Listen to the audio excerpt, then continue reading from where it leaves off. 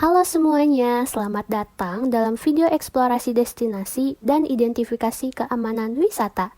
Kali ini kita akan membahas secara mendalam sebuah destinasi kuliner yang menarik dan estetik di kota Bandung, yaitu Rosan Cafe. Tidak hanya unik karena desainnya yang fotogenik, tetapi juga karena suasana alam yang bisa jadi mendamaikan.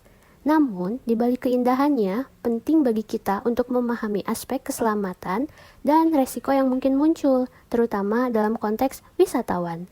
Melalui video ini, kita akan mengupas tuntas lokasi, daya tarik, analisis spasial berbasis peta, serta identifikasi resiko dari perspektif Tourism of Safety Canvas dan pendekatan K3. Dari aspek amenitas, Rosan Cafe menyediakan fasilitas standar seperti area parkir yang cukup memadai, toilet bersih, tempat ibadah di dekat lokasi, tempat duduk indoor dan outdoor dengan pemandangan terbuka, serta koneksi wifi dan banyak spot instagramable. Kemudian, untuk lokasi kafe ini sangat dekat dengan akomodasi, sekitar 5-10 meter dari kafe. Salah satu daya tarik utama Rosan Cafe adalah desain estetiknya. Cafe ini memadukan gaya rustic modern dengan elemen natural seperti kayu, tanaman hijau, dan ruang terbuka. Tempat ini sangat cocok loh untuk wisatawan yang ingin mencari pengalaman nongkrong di alam terbuka yang tetap nyaman dan stylish. Nah, kalau kita telaah dari analisis spasial gitu, yang pertama pada peta rute dan daya tarik menuju Rosan Resto ini kita dapat menemukan beberapa titik daya tarik gitu atau suatu hal yang sekiranya bisa menunjang para wisatawan yang akan bepergian ke Rosan Resto.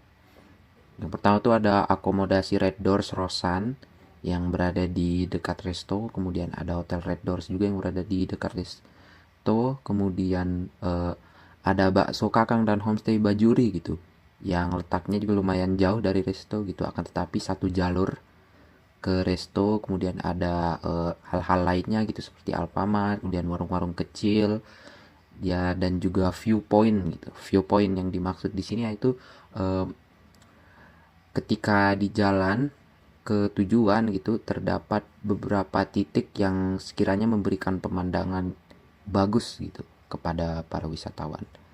Nah, kemudian kita beralih ke peta penggunaan lahan gitu.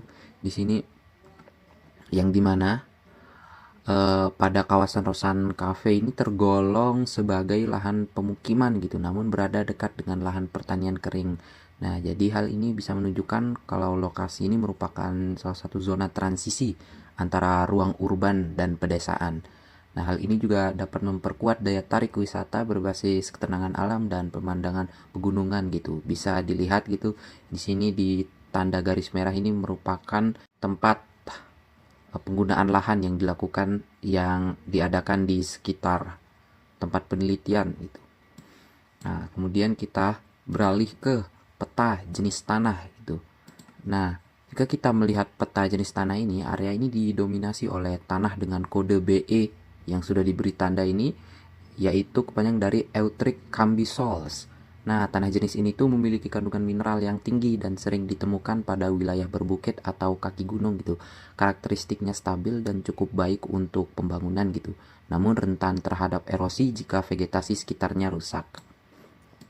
Nah, kemudian kita melipir lagi ke peta curah hujan.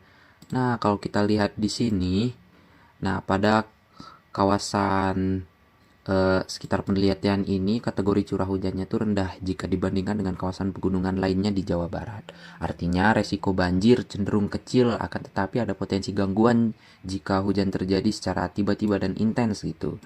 Nah, kemudian terdapat sini peta kemiringan lereng itu, ini belum sempat di layout karena memang sangat berat untuk merender peta kemiringan lereng ini. Nah, jika kita melihat di sini pada wilayah ini tuh termasuk dalam kategori sedang deh, yang dimana dengan gradien sekitar 15-25%. Nah, jadi hal ini penting gitu karena kemiringan seperti ini dapat menimbulkan resiko tergelincir atau longsor kecil, khususnya di area parkir bisa jadi atau taman terbuka jika tidak ditata dengan baik gitu. Nah, dan yang paling penting di sini kita mendapatkan peta dari sumber lain gitu, itu peta kerawanan bencana.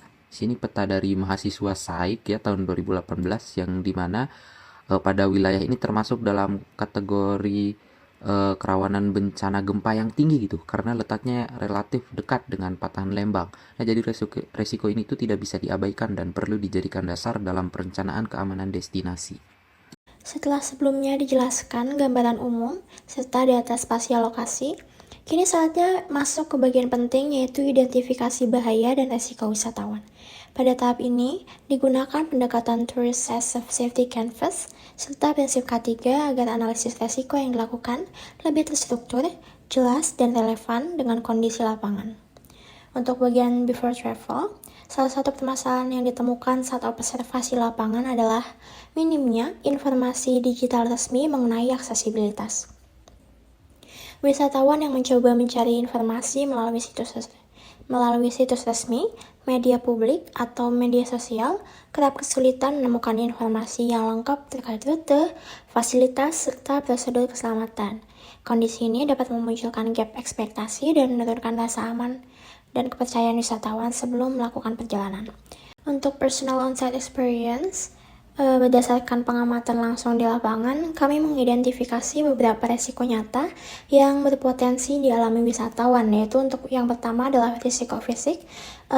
Kemiringan tanah di tempat tersebut berpotensi menyebabkan jalan menjadi licin dan rawan bagi wisatawan untuk tergelincir, dan juga tidak dilengkapi pegangan tangan di jalur menurun sehingga meningkatkan risiko terjatuhnya wisatawan atau pengunjung. Dan selanjutnya ada risiko kesehatan. Untuk saat ini kami belum menemukan kejanggalan terkait risiko kesehatan secara langsung di lokasi. Dan selanjutnya ada risiko bencana alam. Di sini belum terdapat jalur evakuasi atau titik kumpul yang jelas untuk mengantisipasi apabila terjadi gempa bumi.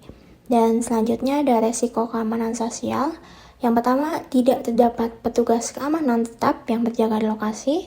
Dan selanjutnya, jumlah CCTV masih terbatas.